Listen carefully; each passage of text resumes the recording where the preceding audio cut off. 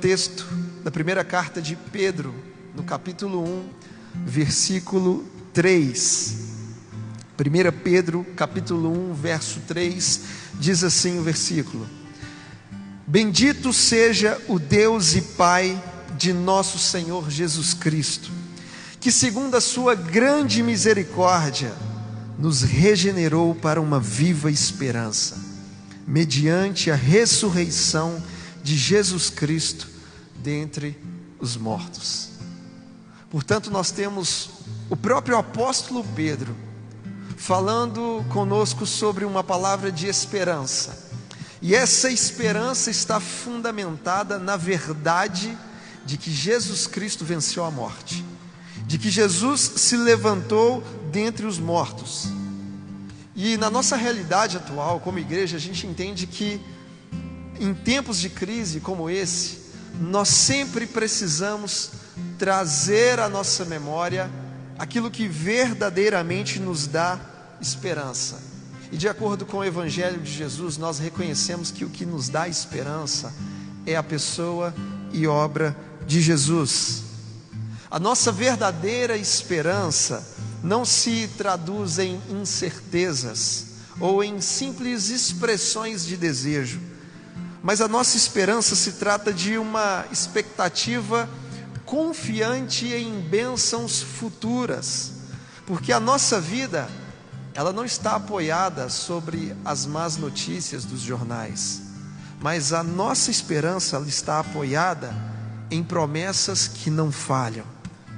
Por isso que Pedro, na sua linguagem, ele vai dizer que nós estamos tratando de uma viva esperança, ou seja, é muito mais do que esperar, é esperançar, é você se lançar na direção do eterno. Por isso Pedro diz que essa esperança é viva, portanto isso indica o seu caráter imortal e permanente. Então, quando nós entendemos que a palavra de Deus nos garante uma verdadeira esperança, mesmo vivendo hoje num tempo de crise, nós entendemos que esse momento agora não é um momento para viver em pânico, não é um momento de viver amedrontado, mas é um tempo de prudência. São coisas completamente distintas. Uma coisa é você ser uma pessoa prudente, outra coisa é você viver com medo.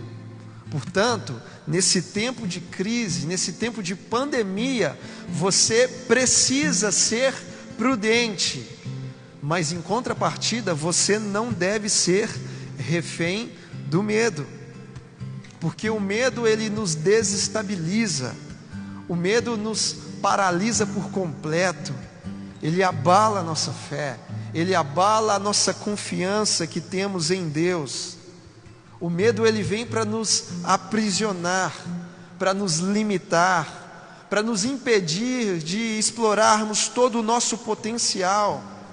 E geralmente esse medo ele é provocado pelas más notícias que nós vamos ouvindo e acompanhando dia após dia. E é justamente por isso que a igreja de Jesus, em oração, ela precisa se posicionar diante dessas más notícias que ouvimos por aí, porque a igreja de Jesus, ela não é negacionista, a igreja de Jesus não acaba ignorando a realidade, não, mas como igreja nós acreditamos que com oração e solidariedade, através da igreja, Deus pode transformar a realidade social, porque se por um lado as más notícias elas provocam medo, por outro lado, as boas notícias do Evangelho, elas levam esperança. E é a respeito dessas boas notícias que nós estamos falando essa noite. Porque más notícias são naturais, mas as boas notícias do Evangelho são sobrenaturais. E é nelas que nós cremos. Por isso, nesse tempo de crise, prudência e cuidado, sim, devemos ter. Mas pânico e medo, não, isso não combina com a gente. Devemos ser prudentes, mas não reféns do medo. É por isso que o Salmo 34 diz o seguinte: busquei o Senhor e Ele me acolheu e livrou-me de todos os meus temores. O verso 4 do Salmo 23 diz: ainda que eu ande pelo vale da sombra da morte, eu não preciso temer mal algum, porque o Senhor está comigo. Ou seja, você não está sozinho nesse tempo de pandemia. O nosso Deus se revela como Deus Emanuel, é Deus presente, é Deus conosco. Então você não está sozinho, porque quando nós caminhamos sozinho, o medo ele se potencializa, ele toma proporções inimagináveis. Mas a partir do momento que eu e você reconhecemos que existe o Deus Emanuel caminhando conosco, o medo ele morre de medo, o medo se dissolve, ele se vai. É por isso que Paulo, escrevendo ao seu amado discípulo Timóteo, ele diz que Deus não nos tem dado espírito de medo, mas Ele nos deu espírito de poder, de amor e de moderação. E moderação fala de equilíbrio, fala de estabilidade. É isso que o Espírito de Cristo em nós nos garante nesse tempo de pandemia: estabilidade emocional. E isso nós só recebemos da parte de Deus. Portanto, não é hora de vivermos com medo. Devemos sim ser prudentes, mas não precisamos viver amedrontados, sermos reféns das más notícias, porque o amor de Deus nos envolve. É isso que o apóstolo João nos diz na sua primeira carta. Ele fala que no perfeito amor não existe medo. Antes, o perfeito amor, ele lança fora todo medo. Então por isso, nessa noite, você que é salvo em Jesus, desenvolva a consciência de que você é amado pelo seu Pai Celestial. Tenha consciência e certeza por meio da Escritura de que você é amado por Deus. Assim como disse o profeta Jeremias, que Ele nos amou com um amor eterno e com a sua bondade Ele nos atraiu para junto de si. O próprio apóstolo Paulo, em Romanos capítulo 5, ele diz que a esperança, ela não se confunde, porque o amor de Deus, ele é derramado em nosso coração através do Espírito Santo que nos foi dado. Por isso, podem surgir más notícias, podem aparecer contingências, podem se levantar circunstâncias adversas, mas quem confia no perfeito amor de Deus, jamais vai ser abalado. Jamais será abalado nas suas emoções, e principalmente na sua fé. Assim como diz o Salmo 125, os que confiam no Senhor, eles são como o monte Sião, que não se abalam, mas que permanecem para sempre. Então nós confiamos nesse amor, porque o nosso Pai não é Pai negligente, Ele está cuidando de nós. Por isso trazemos à memória o que nos dá esperança. Por isso que devemos lembrar das palavras do profeta messiânico, do profeta Isaías, que diz: não temas, porque eu sou contigo, não te assombres, porque eu sou o teu Deus, eu te fortaleço, eu te ajudo, eu te sustento com as minhas próprias mãos. Estamos sim vivendo um tempo de crise, porque como dissemos agora há pouco, a igreja não é negacionista, a gente não nega a realidade, mas a gente simplesmente acredita que através da igreja, Deus pode promover uma transformação social. Cremos nessa verdade, temos convicção disso. E além do mais, nós temos consciência que todo sofrimento que recai sobre nós, ele é temporário. Às vezes nós somos surrados pelas enfermidades, às vezes padecemos diante das perseguições, diante das aflições da vida, mas pela Escritura nós temos convicção e certeza de que tudo isso é passageiro. Para nós que estamos em Jesus, isso não vai durar para sempre.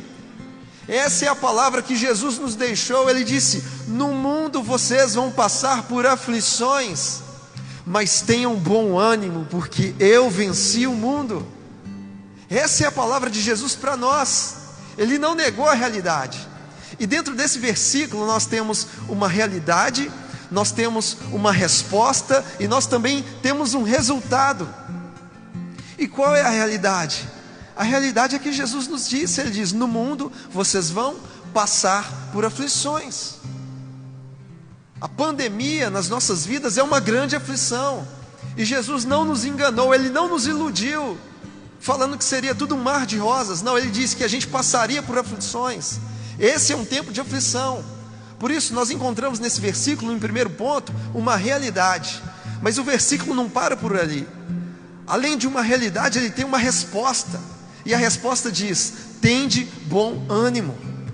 Porque a partir do momento que você tem bom ânimo em Deus, você está trazendo uma resposta do céu para uma realidade da terra. É isso que a igreja precisa fazer num tempo de crise. Precisa dar resposta. E você traz a resposta do céu para uma realidade presente na terra. Então no versículo você tem a realidade, você tem a resposta, mas também tem o resultado. E o resultado diz que o nosso Senhor, Ele venceu o mundo. O nosso Senhor Jesus, o nosso Salvador, Ele é o grande vencedor. Ele é o vitorioso sobre todas as coisas. E se Ele é o nosso Senhor, nós podemos descansar nele.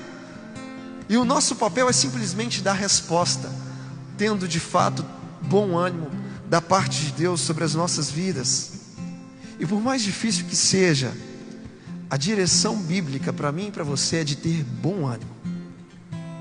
Fácil não é, mas é possível, porque Jesus, Ele não pediria de nós algo que não dessemos conta. Então Ele disse para termos bom ânimo. É por isso que Tiago, no capítulo 1, ele diz: meus irmãos, tenham por motivo de muita alegria quando vocês passarem por várias provações, sabendo que a provação da vossa fé, uma vez confirmada, vai produzir em você perseverança. E essa perseverança na sua vida, ela vai ter ação completa para que você seja alguém íntegro, perfeito e sem nenhum tipo de deficiência. É por isso que nós temos que entender o que Paulo disse aos Tessalonicenses, quando ele fala: em tudo dai graças, porque esta é a vontade de Deus em Cristo Jesus.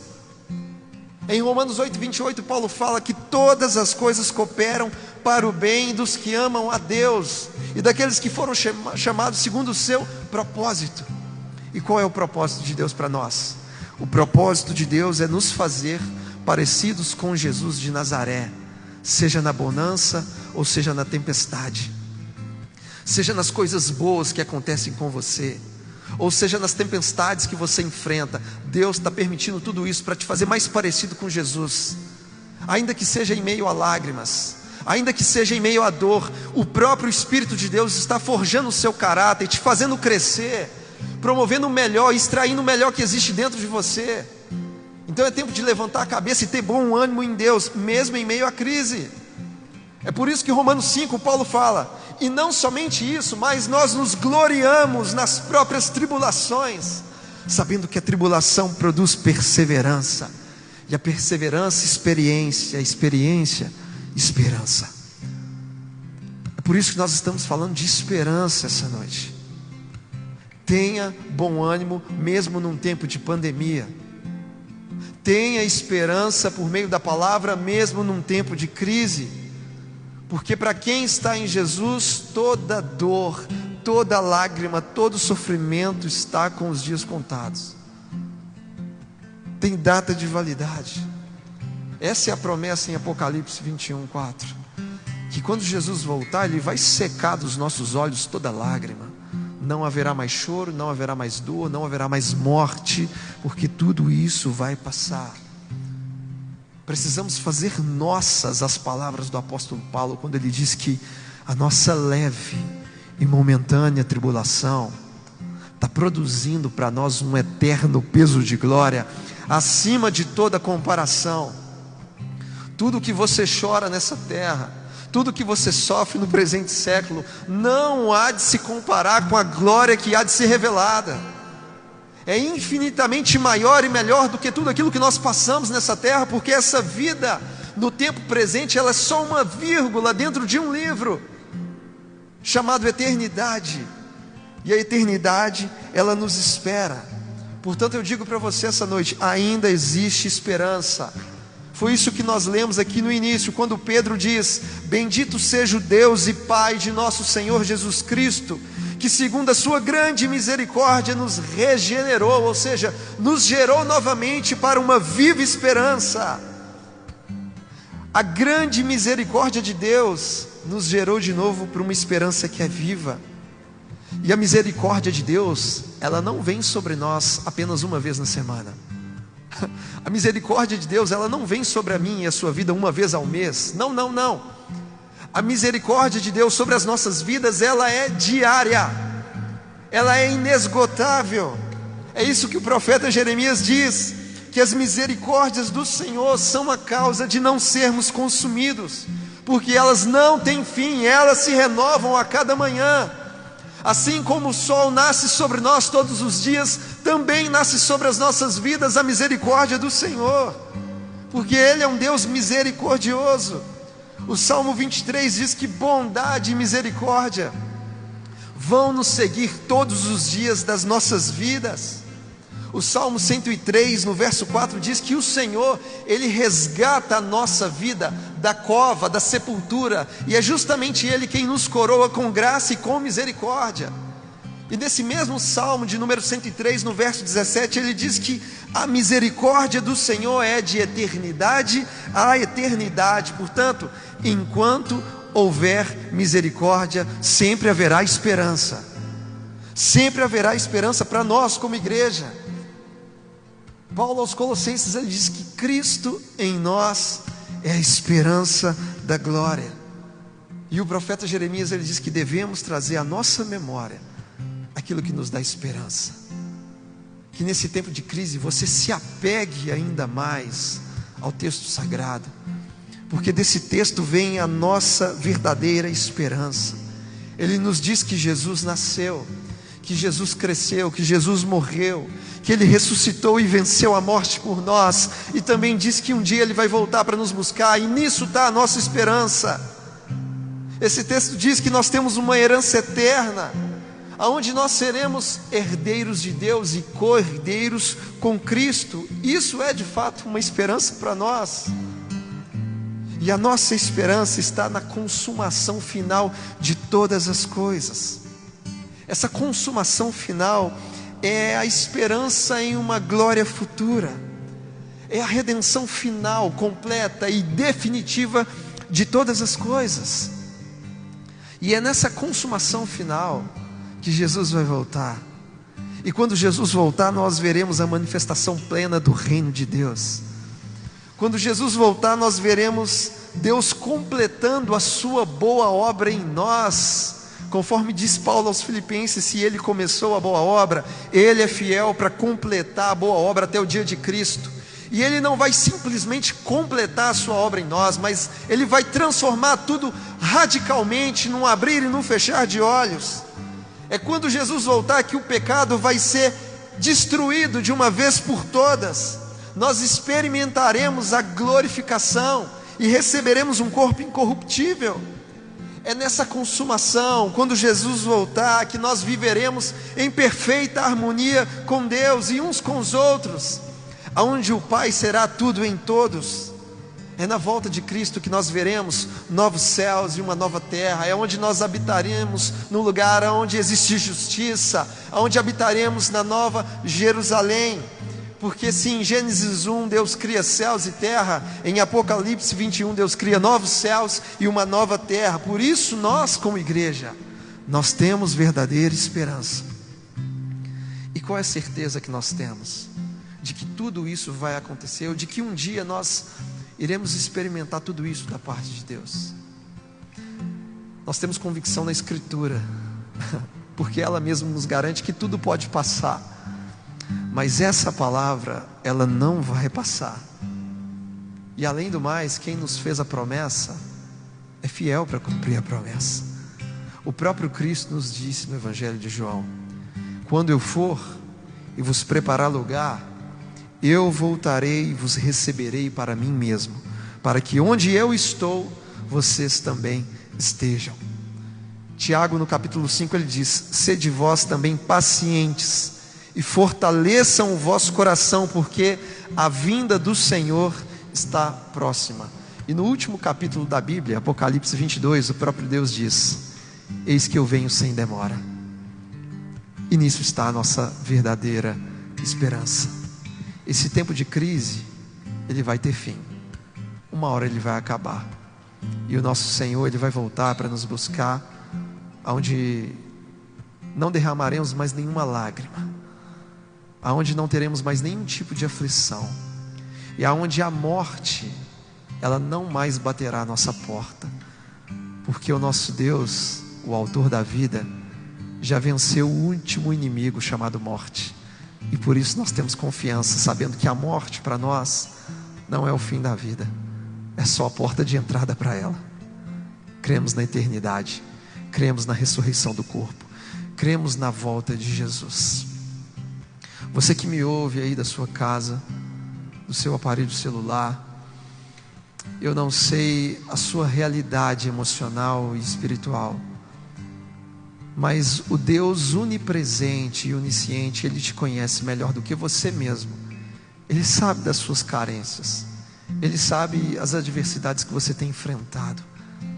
Se porventura você tem se encontrado sem esperança, desiludido, você pode ter certeza que em Cristo a sua esperança ela é renovada, ela é refeita, porque a verdadeira esperança que um homem pode ter é somente quando ele se encontra com Cristo. Quem se encontra com Deus se encontra com a esperança. Por isso aí da sua casa, no seu lugar, talvez no seu quarto, na sala da sua casa, se porventura você tem o desejo de entregar a sua vida a Jesus Cristo, ou se porventura você estava afastado da comunhão, se você está afastado do Evangelho e decide que agora é tempo de retornar à comunhão, seja presencial ou virtual, eu quero te fazer esse desafio, que ao final dessa transmissão você possa nos enviar uma mensagem. Nós queremos orar com você, nós queremos ligar para você, porque esse é o nosso jeito de ser igreja. Que você nos mande uma mensagem pelo direct. Se você que nos assiste está sem um ministério, se você está desigrejado, entre em contato conosco. Nós queremos orar por você, nós queremos te aconselhar, nós queremos te abraçar. Que em nome de Jesus a esperança ela brote no seu coração, que ela brote no coração da sua família, para a glória do Senhor nosso Deus. Portanto, nesse momento nós encerramos a nossa transmissão. Nós durante a semana estaremos aqui trazendo mais notícias de como será as nossas próximas reuniões, e que o Senhor possa abençoar a sua vida, o seu coração e a sua família, em nome de Jesus. Deus abençoe a sua semana, vocês estejam em paz.